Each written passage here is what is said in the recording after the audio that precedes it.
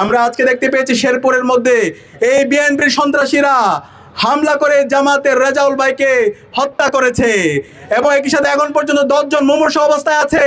প্রায় 100 এর অধিক জনতা তারা আহত অবস্থায় হাসপাতালে আছে।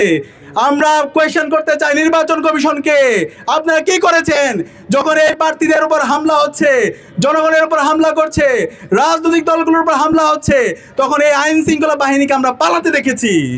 আপনারা যদি এভাবে এই নাগরিকদের নিরাপত্তা নিশ্চিত করতে না পারেন তাহলে আপনাদের দায়িত্ব নেওয়ার দরকার নেই।